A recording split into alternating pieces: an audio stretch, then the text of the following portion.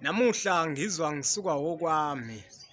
Kuhle komshanelo wenono wonogiye uphindelela ususizibi nezalukwazi ukusuka emsamo koshaya isithumba njeni. Nami ngiyafisa ukuthi ngiyishanele lemfucuza yemfundisoze esidlebeleke isizwe sonke sikaMthaniya ukuthi uma umuntu ehambe ngesandla somuntu sekumele ukuthi abantu bacuphe isidumbu sakhe okanye iliba lakhe ukuze ahambe ayoziphindiselela kulabo abamenze okubi. Sithini isintu? Isintu sithi ukucushwa kwesidumbu kanjalo neliba akuyona into enhle ngoba ekugcineni kudala umkhokha phakathi kwekhaya omubi wokuthi kuhamba abantu phakathi kwegceke. Yini eyenza ukuthi abantu bahambe phakathi kwegceke?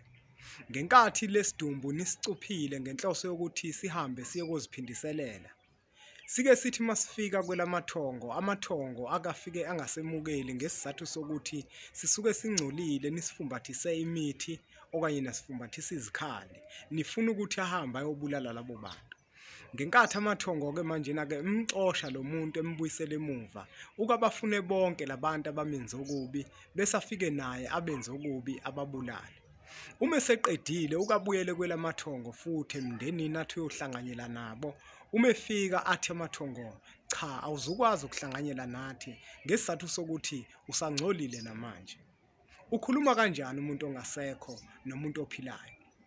Ukafike ngephupho uma ukuthi lowo muntu uyithongo wahamba emhlabeni ehlambulukile. Kodwa uma ahambe engahlambulukanga ukathanda ukuthi adlozomele afike ngendluzula. Yingakho-ke nalomuntu lo-ke esezothi uma efika manje ebantwini abaphilayo bese afika azogadla. Abulalo yedwa wasekhaya ngenhloso yokuthi naye uzama ukukhuluma ngesimo sokuthi yena akakwazi ukuthi afike ebantwini ngephupho ngoba phela yena akasilona ithongo angeke akwazi ukuthi afike nisebuthongweni. Yilapho-ke sekuqala khona-ke inkinga-ke manje akasazi ukuthi uzofika kanjani azonitshela ukuthi lento enanimfake yona imxinile kwelamathongo. Kodwa-ke bengingathanda ukuthi ngigeqe amagula. Uma ufisa ukwazi kabanzi ngokucushwa kwethuna kanjalo nesidumbu uyoyithola incwadi kaMlekeleli Mbanjwa esihloko sithi amava ahlabahlosile. Ikuqukethe konke, ikubeka konke, ihlubudlu bekhasini, ikwenze kube unogwaja omhlophe ugijima ehlungweni. Tshela omunye azitholele yona incwadi esihloko sithi amava ahlabahlosile.